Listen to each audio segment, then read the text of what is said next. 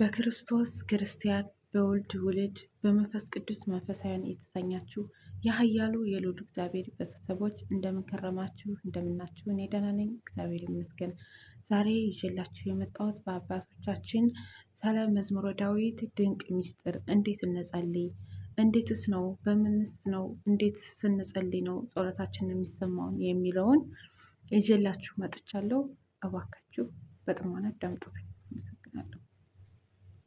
እኔን ከምታገኙ ወንድሜ 40 ቀን ዳዊትህን ድገም፣ ትርፍ የለኝም። እኔ ከልቤንም ነግራቸው።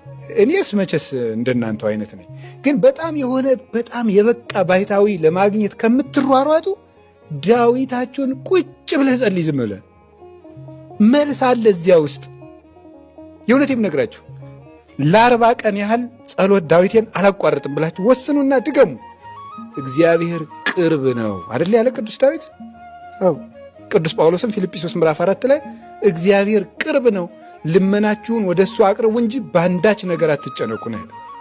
እግዚአብሔር ቅርብ ነው። እግዚአብሔር ሩቅ አይደለም፣ ከኛ የራቅ አይደለም፣ ከማንም የራቅ አይደለም። እግዚአብሔር ከነፍሰ ገዳይ ይሁን፣ ከሌባ ይሁን፣ ከአመንዝራ ይሁን፣ ከማንም እግዚአብሔር ሩቅ አይደለም። ለሚጠራው ሁሉ ቅርብ ነው። በሆሳዕና ሲተረጎም እንደሰማችሁት ጌታ በአህያ የሄደበት ምክንያት ምንድን ነው ያሉን ሊቃውንቱ? በአህያ የሚሄድ ሰው ሩጦ አያመልጥም፣ በፈረስ የሚሄድ ነው። ጌታም ለፈለገኝ ሁሉ ቅርብ ነኝ ለማለት ነው በአህያ ሄደ። ማንም ሰው ከፈለገው ክርስቶስ ቅርብ ነው። በአህያ የሚሄድ ተጓዥ ነው፣ ቀስ ብሎ ነው፣ እየሮጠ ጥሎ የሚጠፋ አይደለም። ዳዊታችሁን ድገሙ፣ ሰው ጋር አትድከሙ ዘመዶች። የንስሐ አባታችሁ በቂ ነው። እንደው በዛውም ለመስጠት ነው። ንስሐ ገዳም እየመጣችሁ አትግቡ፣ እዛው ገብታችሁ ነው። የእውነቴን ነው የምነግራችሁ። ሰማችሁ? ሲጀመር ለመነኩስ እያመጣችሁ ኃጢአት የምታስተዋውቁ ለምንድን ነው? ትክክል አይደለም። ንስሐ አባታችሁ ነው መናዘዝ ያለባችሁ። አትፍሩ። ምን ችግር አለ? ነገ በክርስቶስ ፊት ሊገለጥ አይደለ ኃጢአታችን? ለአንዱ ቄስ ንገረው፣ ተናዘዙ። ስለዚህ አሁን እኔ የምነግራችሁ ምንድን ነው? እግዚአብሔርን ፈልጉት። ቤተ ክርስቲያን ውስጥ አለ። መዝሙረ ዳዊታችሁን ጸልዩ፣ ውዳሴ ማርያማችሁን ጸልዩ፣ ኪዳን አድርሱ። እግዚአብሔር ሩቅ አይደለም፣ ቅርብ ነው። ሰማችሁ? በጣም ግሩም ነው። እግዚአብሔር ይስማችሁ። እንግዲህ የቅዱስ ዳዊትን መዝሙር ዘምረን እንድንጠቀም መድኃኔዓለም ይርዳን። ከዛሬ ጀምሮ ዳዊት ድገሙ። የእውነቴን ነው የምነግራችሁ። እኔ እንደው በጣም ሰው ጭንቅ ነገር መጥቶ ሲያወራኝ ዳዊት ድገም ስለው ምን ይላል? እና እኔ እንግዲህ ምን ላደርግልህ ነው እንዴ? ችግር እኮ ነው እናንተ። እንዲሁ ዝም ብሎ እኔ በስመ አብ ወወልድ ወመንፈስ ቅዱስ ብዬ ግፍፍ ማድረግልህ መስሎሃል? ይዋ እንደሱ አይደለም። አብረን ነው የምንለማመደው። ይዋጥሩ። አብረን ነው የምንለፋው። እግዚአብሔርን አብረን ነው የምንፈልገው። እየሰማችሁ ነው? አብረን እንፈልገዋለን። አባታችን እኮ ነው። እስቲ አባታችን ሆይ በሉ። ስለዚህ እግዚአብሔር ምናችሁ ነው? ታዲያ ልጁን የማይሰማ አባት አለ? የለም። ይሰማችኋል እግዚአብሔር። እውነቴን ነው። ዝም ብላችሁ አንኳኩ። አዲያ ግን ጠብቁት ደግሞ እዛው ላይ። ዕንባቆም እንደዛ አይደል ያለው? በመቆሚያዬ ላይ እጠብቀዋለሁ ፈጣሪ እናለ። ቢዘገይም ምን አይልም ናለ፣ አይቀርም። እግዚአብሔር ቢዘገይም አይቀርም። ካስቀመጠህ ቦታ ብቻ ዝም ብለህ ቆይ። ዝም ብለህ በል። መልስ የለም፣ በል ዝም ብለህ። አብርሃም 100 ዓመቱ ድረስ መልስ አላገኝም አይደለም? እግዚአብሔር በ100 ዓመቱ ግን መለሰለት። ዘካርያስ እስኪያረጅ ድረስ መልስ አላገኝም። ለዛውም ቤተ መቅደስ በንጽህና ጻድቃን እሙንቱ በቅድመ እግዚአብሔር። እግዚአብሔርን የሚፈሩ ለድሃ የሚራሩ ነበሩ አይደል የሚላቸው ሉቃስ ወንጌል ምዕራፍ 1 ላይ። ዘካርያስና ኤልሳቤጥ ለድሃ የሚራሩ እግዚአብሔርን የሚፈሩ እግዚአብሔር ባወቀው ነገር ጻድቃን ነበሩ ይላል። በዚያ ጽድቃቸው ግን ጥያቄያቸው ሳይመለስ አርጅተው ነበር። በእርጅናም ግን እግዚአብሔር መልስ ይሰጣል።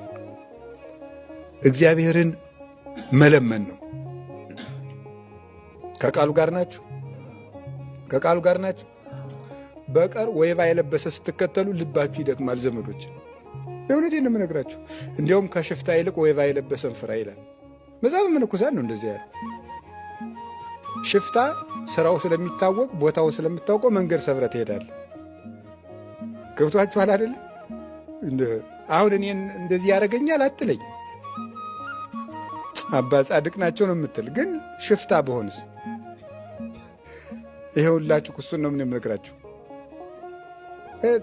ዘመዶች። ንስሐችሁን እየገባችሁ ከቤተ ክርስቲያናችሁ ጋር ቀጥሉ።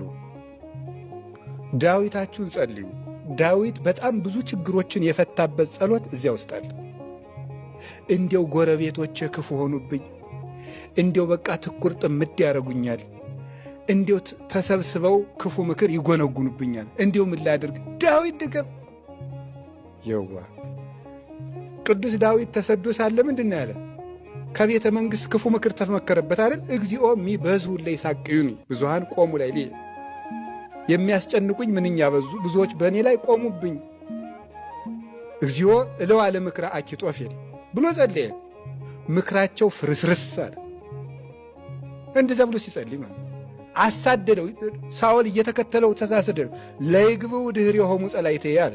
ጠላቶቼ ወደ ኋላ ይመለሱ አለ። ዳዊትን ፈልጎ አጥቶት ተመልሶ ሄደ።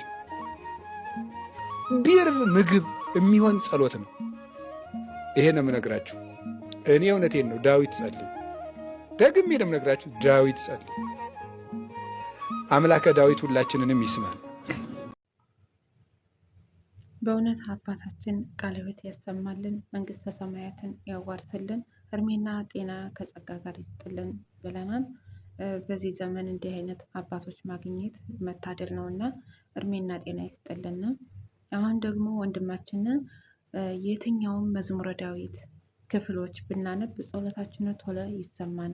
በተጨነቅን ሰዓት ጸሎታችንን ቶሎ እንዲሰማ በፈለግን ሰዓት የትኛውን ጸሎት እናድርስ፣ የትኛውን ክፍል መዝሙረ ዳዊት እናድርስ የሚለውን በደንብ አድርጎ ጥንትና አድርጎ እዚህ ጋር እያስተማረን ነው። በጥሞና እናዳምጠው።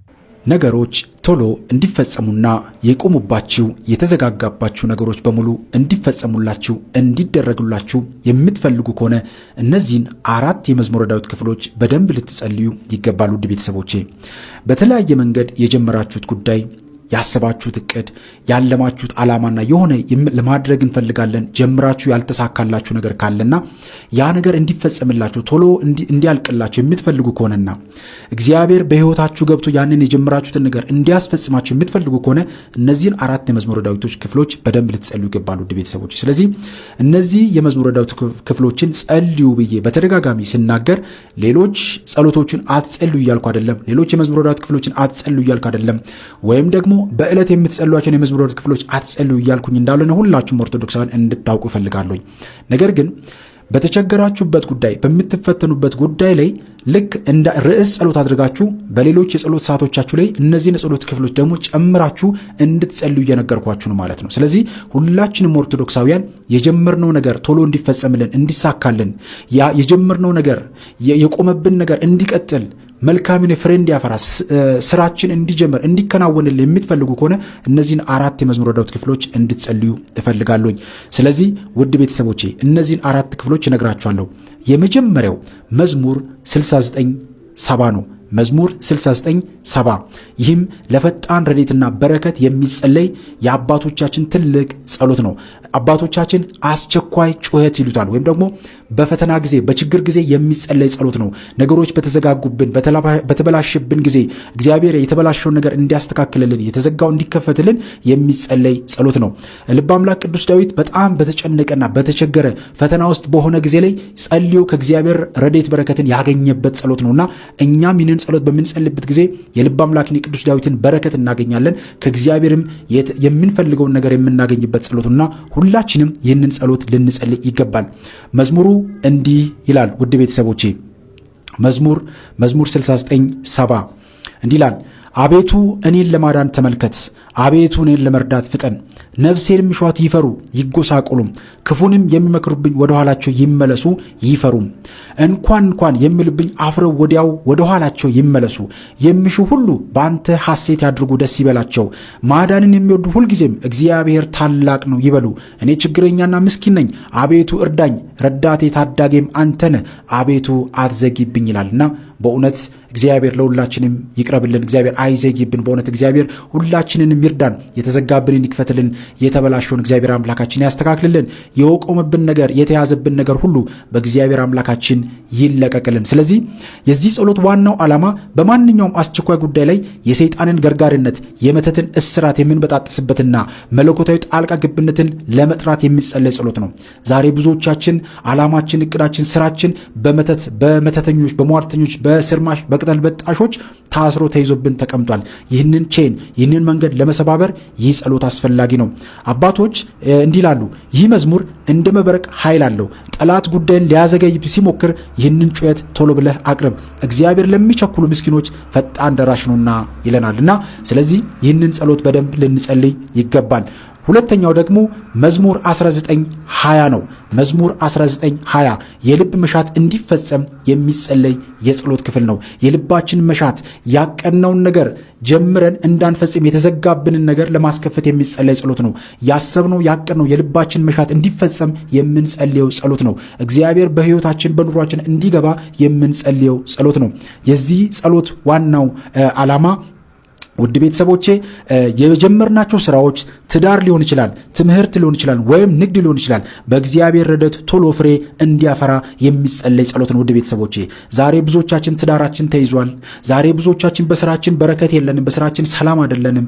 ዛሬ ብዙዎቻችን በኑሯችን በጤናችን ሰላም አይደለንም። ስለዚህ እነዚህ ነገሮች እንዲስተካከሉና ፍሬ እንዲያፈሩ ያቀድነው ያስብነው ነገር እንዲሳካልን የልብ መሻታችን እንዲስተካከል እንዲፈጸምልን ይህንን ጸሎት ልንጸልይ ይገባል። ውድ ቤተሰቦቼ ስለዚህ አንድ ጉዳይ እንዲሳካልን ከመውጣታችን በፊት የምንጸልየው የበረከት መዝሙር ነው። ከቤታችን ከመውጣታችን በፊት በጸሎት ሰዓቶቻችን ላይ በደንብ አድርገን ልንጸልየው የሚገባ ጸሎት ነው።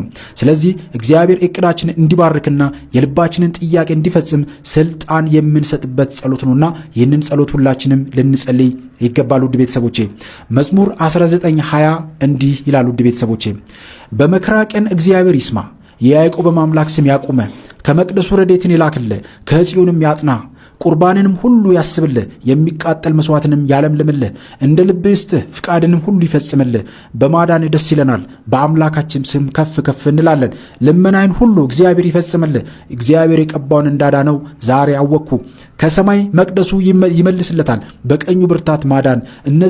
እነዚያ በሰረገላ እነዚያም በፈረስ ይታመናሉ፣ እኛ ግን በእግዚአብሔር በአምላካችን ስም ከፍ ከፍ እንላለን። እነርሱ ተሰነካክለው ወደቁ፣ እኛ ግን ተነሳን፣ ጸንተንም ቆምን። አቤቱ ንጉሥን አድነው፣ በጠራንም ቀን ስማን የሚል ትልቅ ኃይል ያለው ጸሎት ነውና እኛም ሁላችንም ኦርቶዶክሳውያን ይህንን ጸሎት ጸልየን በረከት ልናገኝ ይገባልና ቅዱስ ዮሐንስ አፈወርቅ አባታችን እንዲህ ይለናል፣ ሳይጸልዩ መስራት በትዕቢት መመካት ነው። ይህን መዝሙር ጸልየ ስትወጣ መንገድህን የሚጠርግልን እግዚአብሔር መሆኑን እወቅ፣ ያኔ በከንቱ ከመልፋት ትድናለህና። ዛሬ ብዙዎቻችን የምንለፋው እግዚአብሔርን ሳንይዝ ነው። በራሳችን መተማመን፣ በራሳችን ጉልበት፣ በራሳችን ኃይል እያለን ባለን ነገር በመመካትና በመተማመን እግዚአብሔርን ሳንይዝ ብዙዎቻችን በጣም የምንጎረር በጣም ብዙ ነገሮችን የምናወራ በዙሪያችን ባሉ ነገሮች የምንመካ ሰዎች አለን። ነገር ግን እግዚአብሔርን ያልያዝን ቀን አንዴ የመጣብን ነገር መጥቶ አመድ በሚያደርግብን ጊዜ በችግሮቻችን ጊዜ ብቻ ነው ብዙ ጊዜ እግዚአብሔርን የምንጠራው። ያንንም እግዚአብሔር ልቦናችንን ከከፈተ ልባችንን ከከፈተ ነው። ምክንያቱም ዛሬ ብዙ ሰው እየወደቀ እየተፈተና በመከራ ውስጥም ሆኖ እንኳን እግዚአብሔርን መጥራት እየረሳ ይገኛል። ስለዚህ እግዚአብሔርን መያዝ ያስፈልጋል። ከእግዚአብሔር ጋር መያዝ ያስፈልጋል። ከእግዚአብሔር ጋር መሆን ያስፈልጋል። ይህንን ልናደርግ ይገባል። ሁለተኛው መዝሙር 19:20 ነው። የልብ መሻት እንዲፈጸም የሚጸለይ የጸሎት ክፍል ነው። ስለዚህ የመዝሙረ ዳዊት ክፍል በደንብ ልንጸልይ ይገባል ኦርቶዶክሳውያን ቤተሰቦች። ስለዚህ ይህንን ማድረግ በጣም አስፈላጊ ነው ማለት ነው። ሶስተኛው ደግሞ ውድ ቤተሰቦቼ መዝሙር 142 143 ነው። የእስራት በር እንዲከፈት የሚጸለይ ነው። የታሰረው ነገር እንዲለቀቅ፣ የታሰረው ነገር እንዲፈታ፣ የተቆለፈብን ነገር እንዲለቀቅ የምንጸልየው ጸሎት ነው። የታሰረብንን ነገር የሚፈታልን እግዚአብሔር አምላካችን ነው። የተቆለፈብንን ቁልፍ የሚፈታልን እግዚአብሔር አምላካችን ነው። የተበላሸብንን ነገር የሚያስተካክልልን እግዚአብሔር አምላካችን ነው። አንዱ ከእግዚአብሔር ጋር የምንገናኝበት ደግሞ በጸሎት ነው፣ ስንጸልይ ነው፣ ስንመረከክ ነው፣ ከእግዚአብሔር ጋር መያያዝ ስንጀምር ነውና በጣም ብዙ ጊዜ ነገሮች የሚዘገዩት በጠላት ውጊያ ወይም በነፍስ እስራት ምክንያት ነው። ይህ መዝሙር ነፍሴን ከወህኒ አውጣት እንደሚል የታገደውን መንገድ የሚከፍት ኃይል አለውና በደንብ ልንጸልይ የሚገባ የጸሎት ክፍል ነው። ስለዚህ ይህ የመዝሙረ ዳዊት ክፍል እንዲህ ብሎ ይጀምራል። መዝሙር 42 143 መዝሙር 142 143 እንዲህ ይላል። አቤቱ ጸሎቴን ስማ፣ በእውነት ልመናን አድምጥ፣ በጽድቅ መልስልኝ። ሕያው ሁሉ በፊት ጻድቅ አይደለምና ከባሕርያ ጋር ወደ ፍርድ አትግባ። ጠላትህ ነፍሴን አሳዷታል፣ ሕይወትንም በምድር ውስጥ አጎሳቅሏታል። ቀድሞ እንደ ሞተ ሰው በጨለማ አኑሮኛል። ነፍሴ በውስጥ አለቀችብኝ፣ ልቤም በውስጥ የደነገጠብኝ። የቀድሞን ዘመን አሰብሁ፣ ሥራህንም ሁሉ አሰላሰልሁ፣ የእጅንም ሥራ ተመለከቱ። እጆችን ወደ አንተ ዘረጋው፣ ነፍሴም እንደ ምድረ በዳ አንተን ተጠማች። አቤቱ ፈጥነ ስማኝ፣ ነፍሴ ያልቃለች፣ ፊትን ከኔ አትመልስ። ወደ ጉድጓድም እንደሚወርድ አልሁን። አንተን ታምኛለሁና በማለዳ ምሕረትን አሰማኝ። አቤቱ ነፍሴን ወደ አንተ አንስቻለሁና የሚሄድበትን መንገድ አስታውቀኝ። አቤቱ ወደ አንተ ተማጽኛለሁና ከጠላቶቼ አድነኝ። አንተ አምላኬንና ፈቃድን ለማድረግ አስተምረኝ። ቅዱስ መንፈስን በጽድቅ ምድር ይምራኝ። አቤቱ ስለ ስምህ ሕያው አድርገኝ፣ በጽድቅም ነፍሴን ከመከራዋ አውጣት። በምሕረት ጠላቶቼን ደምስሳቸው። እኔ ባሪያ ነኝና ነፍሴን የሚያስጨንቋትን ሁሉ አጥፋቸው ይላል። ይሄ በጣም ትልቅ ጸሎት ነው። በተለይም በመተት የምትቸገሩ፣ በመተት የምትሰቃዩ፣ በዛር መንፈስ መከራችሁን የምታዩ ቤተሰቦቼ መዝሙረ ዳዊትን ጸልዩ ብዬ ደጋግሜ የምናገረው ለዚህ ነው። መዝሙረ ዳዊትን ጸልዩ፣ የማይስተካከል ነገር የለም። ውድ ቤተሰቦቼ መዝሙረ ዳዊትን በተቻላችሁ መጠን አንድም ክፍል ይሁን መዝሙረ ዳዊትን ልጸልዩ ይገባል። አንድም እንግዲህ በእያንዳንዱ ዕለት መዝሙረ ዳዊት እንድንጸልይ ከሰኞ እስከ እሁድ ድረስ አባቶቻችን የጸሎት ክፍል አዘጋጅተውልናል። ስለዚህ እያንዳንዱን የቻልነውን ልጸልይ ይገባል። ካልሆነ 10ዋን ብቻ ንጉሥ የሚባለውን 10ሩን መጸለይ፣ ያም ካልሆነልን 5ቷን፣ ያም ካልሆነልን አንድ መዝሙረ ዳዊት ክፍል ልንጸልይ ይገባል። ወይም ደግሞ በቃላችን ሸምድደን የምንይዘው 5 መዝሙረ ዳዊቶች ሊኖሩ ይገባል። በየዕለት ጉዟችን ላይ ምግብ በምንመገብበት፣ በጉዟችን፣ በመንገዳችን፣ በዕለት ዕለት ሰዓቶቻችን ላይ የምንጸልየው በህሊናችን የሸመድን ነው አንድ የመዝሙረ ዳዊት ክፍል ሊኖረን ይገባል። በየዕለቱ ኢቨን አቡነ ዘበሰማያት እንኳን ባትሉ እነዚህን የመዝሙረ ዳዊት ክፍሎችን ልትጸልዩ ይገባል። ስለዚህ በጣም መጠንቀቅ ያስፈልጋል። በጣም መጠንቀቅ። በተለይም በተለያየ የሥራ መንገድ ውስጥ ሆናችሁ ቢዚ የምትሆኑ፣ በሥራ ባላችሁበት ኮንዲሽን የማይመቻችሁ፣ ለጸሎት ጊዜ የሌላችሁ ሰዎች በዚህ መንገድ ልትጸልዩ በጣም አስፈላጊ ነው። በቃል ሸምድዶ መያዝም አስፈላጊ ነው። ቢያንስ አንድ መዝሙረ ዳዊት በቃል ሸምድዶ መያዝ አስፈላጊ ነው። ለእናንተ የቀለላችሁን የተረዳችሁትን የመዝሙረ ዳዊት ክፍል በደንብ አድርጎ መያዝ፣ በተለይም መዝሙር 22 እና 23፣ መዝሙር 90፣ መዝሙር 68ን በደንብ አድርጎ መያዝ ያስፈልጋል። መዝሙር 120 እነዚህን በደንብ አድርጎ መያዝ አስፈላጊ ነው። ስለዚህ ለእናንተ በሚመቻችሁ መንገድ እነዚህን የመዝሙረ ዳዊት ክፍሎች በቃል መያዝም ትልቅ በረከት የምታገኙበት ነውና ይህንን ልታደርጉ ይገባል። ስለዚህ መዝሙር 142 143 አንዱ ወሳኝ ነው። ነገሮች ቶሎ እንዲፈጸምልን፣ ነገሮች ቶሎ እንዲስተካከሉልን፣ ያቆምነው ነገር እንዲቀጥልልን፣ የተዘጋው ነገር እንዲከፈት፣ ያቆምነው ነገር ቀጥሎ ስራው እንዲከናወን በንግዳችሁ፣ በትምህርታችሁ፣ በጤናችሁ፣ በትዳር ህይወታችሁ ውስጥ የሆነ ቦታ ላይ ነገር ጀምራችሁ ያቆማችሁት ነገር እንዲቀጥልና እንዲስተካከል እነዚህ የመዝሙረ ዳዊት ክፍሎች ወሳኝ ናቸው። ውድ ቤተሰቦቼ ደግሜ የምናገረው ይህንን ስናገር ሌሎችን ጸሎቶች አትጸልዩ እያልኩት እንዳልሆነ እንድታውቁ እፈልጋለሁ። አቅማችን የፈቀደውን ያህል ጸሎት ሁሉ ልንጸልይ ይገባል።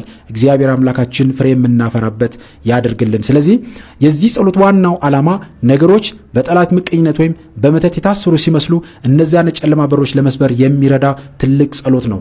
ስለዚህ መዝሙር 142 143 እነዚህ ከላይ ጠቀስኩላችሁ ጸሎቶች በሙሉ እነዚህን ስብራቶች፣ እነዚህን እስራቶች የምንፈታባቸው ጸሎቶች ናቸው ማለት ነው።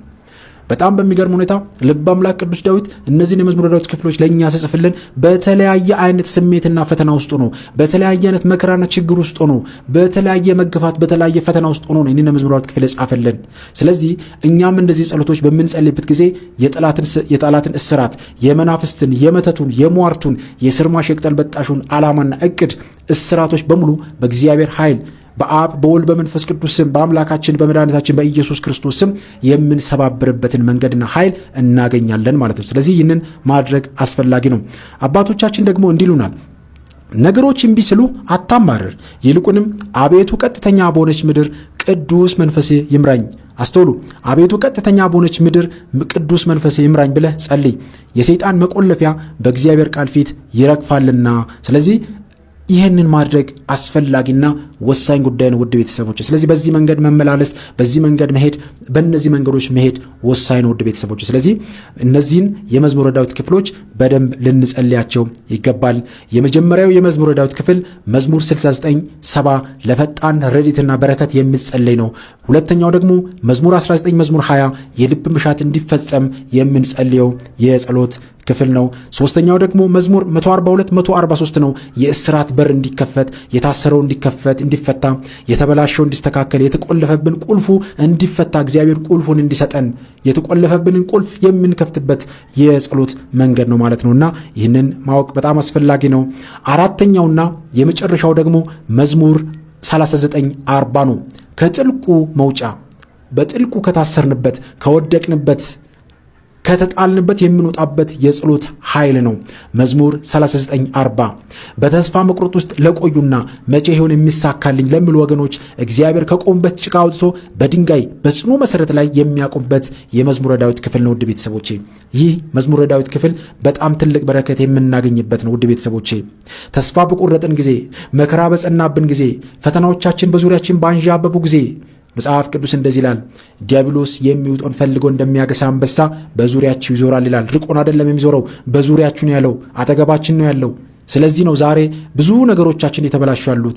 እቅዳችን አይሳካም፣ ስራችን አይሳካም፣ ዓላማችን አይሆንልንም። ትዳር እንይዛለን ብለን ስናስብ ትዳራችን ይፈርሳል። ጓደኝነት እንመሰረታለን ብንል ጓደኝነታችን አይሆንልንም። ምቀኝነት፣ ተንኮል፣ ክፋት የበዛው ለዚህ ነው ዛሬ በዙሪያችን። ለምን? ብዙ ነገራችን በዲያብሎስ እስራት የተያዘ ስለሆነ፣ እኛ ሳንሆን ሕይወታችን የምንመራው ዲያብሎስ እየመራን ስለሆነ፣ እኛ በምናየው አይን ዲያብሎስ ቀድሞ እያየ፣ እኛ ማውራትና ማሰብ በምንችለው መንገድ እሱ በስጋችን በደማችን በአጥንታችን በመቀመጥ አብሮን ከማህፀን ጀምሮ በመወለድ ብዙዎቹን ነገሮች አበላሽቶ እኛ የምናየው ሳይሆን እሱ የሚያየውን ያሳየናል። እሱ የሚፈልገውን ያሳየናል። እኛ የምንፈልገውን ሳይሆን የሚያስወራን እሱ ራሱ የሚፈልገውን ያስወራናል። ዛሬ ለዚህ ነው ከአንደበታችን የሚወጣው ነገር የተቆጠበ አይደለም። በአይናችን የምናየው ነገር የተስተካከለ ነገር አይደለም። በጆሮአችን የምንሰማው ነገር የምንፈልገውን አይደለም። ስለዚህ ዛሬ ብዙዎቻችን አንደበታችን በመናፍስት ተይዟል። አይናችን በመናፍስት ተይዟል። ጆሮአችን በመናፍስት ቁጥጥር ስር ነው ያለው። አካላችን፣ ሰውነታችን የእግዚአብሔር ቤተ መቅደስ የተባለውን ዛሬ በዝሙት፣ በተለያየ ነገር፣ በመጠጥ፣ በሱስ፣ በስካር እያረከስን እንገኛለን። የእግዚአብሔር ቤተ መቅደስን ምንም ስልጣን የሌለብንን እያበላሸን እያጠፋን እንገኛለን። እግዚአብሔር ምሕረቱን ይላክልን። ስለዚህ ዲያብሎስ ዛሬም በብዙ መንገድ ይዞ አስሮ እየተጫወተን ይገኛል ማለት ነውና መዝሙር 39:40 ደግሞ እንዲላል፣ ቆይቼ የእግዚአብሔርን ደጅ ጠናሁት፣ እርሱም ዘንበል አለልኝ፣ ጩኸቴንም ሰማኝ። ከጥፋት ጉድጓድም ከረግረግም ጭቃ አወጣኝ፣ እግሮችንም በድንጋይ ላይ አቆማቸው፣ አረማመድንም አጸና። አዲስ ዝማሬን ለአምላካችን ምስጋና በአፌ ጨመረ። ብዙዎች ያሉ ይፈሩማል፣ በእግዚአብሔርም ይታመናሉ።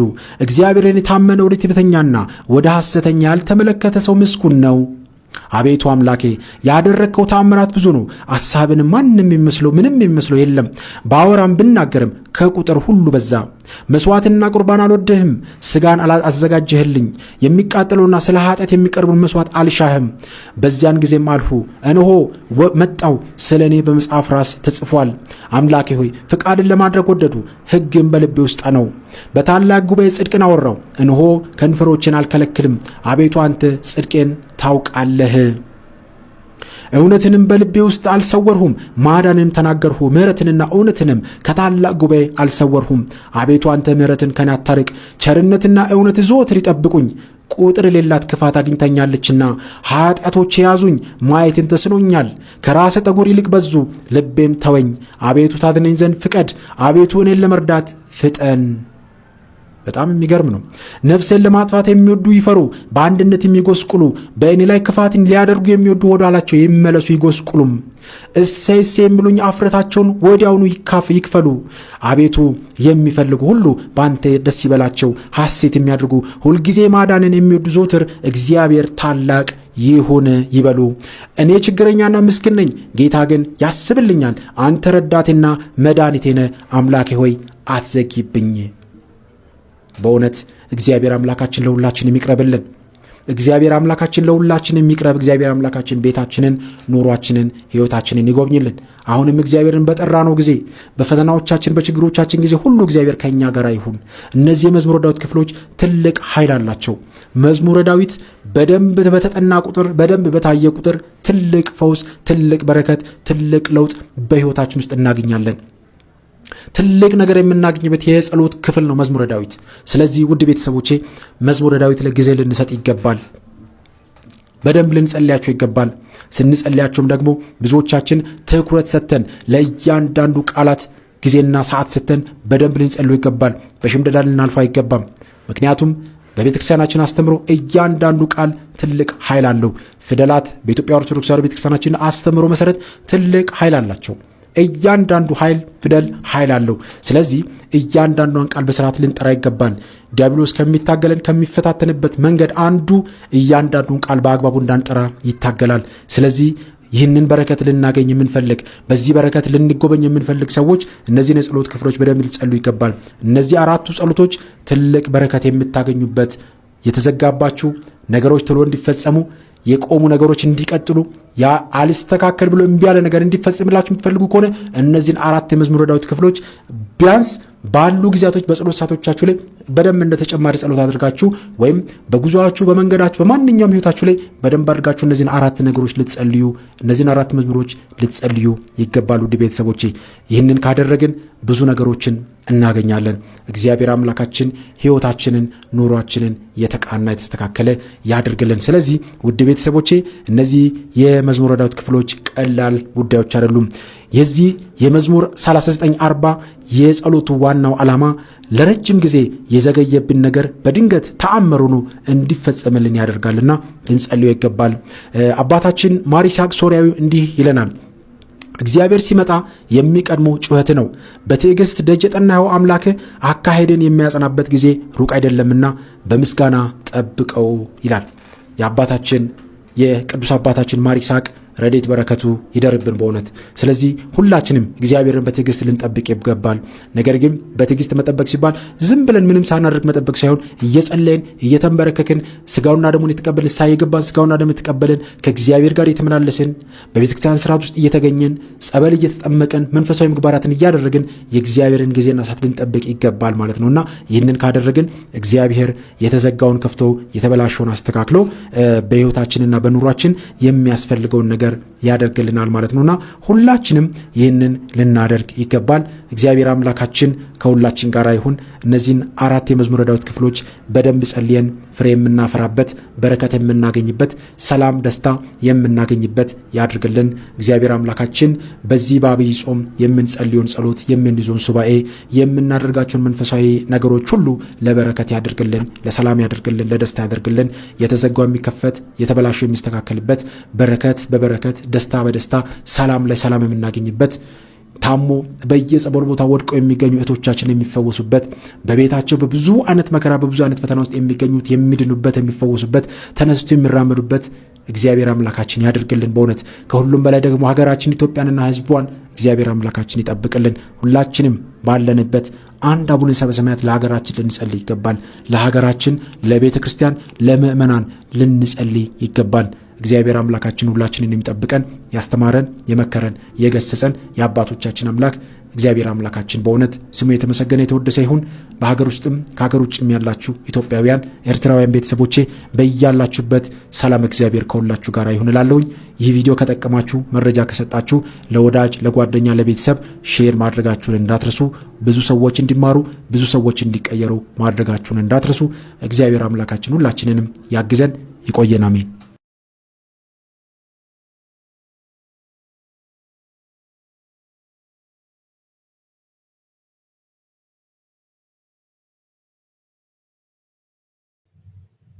በእውነት ወንድማችን ቃለ ሕይወት ያሰማልን፣ የአገልግሎት ዘመንህን ያርዝምልን ብለናል። እንደዚህ አይነት ጠቃሚ ቪዲዮ እንዲደርሳችሁ ሰብስክራይብ፣ ላይክ፣ ሸር እያደረጋችሁ ተቀላቀሉ። አዲሶች ተቀላቀሉ፣ ሰብስክራይብ አድርጉ። አሁን ደግሞ ወደ አባታችን እስኪ የጸሎት አባታችን ሆይ በሰማያት የምትኖር፣ ስምህ ይቀደስ፣ መንግሥትህ ትምጣ፣ ፈቃድህ በሰማይ እንደሆነች እንዲሁም በምድር ትሁን። የዕለት እንጀራችን ስጠን ዛሬ፣ በደላችንንም ይቅር በለን እኛም የበደሉን ይቅር እንድልን ዘንድ፣ አቤቱ ወደ ፈተና አታግባን ከክፉ ሁሉ አድነን እንጂ መንግሥት ያንተ ናትና፣ ኃይል፣ ክብር፣ ምስጋና ለዘላለሙ አሜን። እመቤታችን ቅድስት ድንግል ማርያም ሆይ በመልአኩ በቅዱስ ገብርኤል ሰላምታ ሰላም እንልሻለን። በሐሳብሽ ድንግል ነሽ፣ በሥጋሽም ድንግል ነሽ። የአሸናፊ እግዚአብሔር እናት ሆይ ሰላምታ ላንቺ ይገባሻል። ከሴቶች ሁሉ ተለይተሽ አንቺ የተባረክሽ ነሽ፣ የማኅፀንሽ ፍሬ ቡሩክ ነው። ጸጋን የተመላሽ ቅድስት ሆይ ደስ ይበልሽ፣ ልዑል እግዚአብሔር ከአንቺ ጋር ነውና ከተወደደው ልጅሽ ከጌታችን ከመድኃኒታችን ከኢየሱስ ክርስቶስ ዘንድ ይቅርታና ምሕረትን ለምኝልን ኃጢአታችንን ያስተሰርይልን ዘንድ ለዘላለሙ አሜን።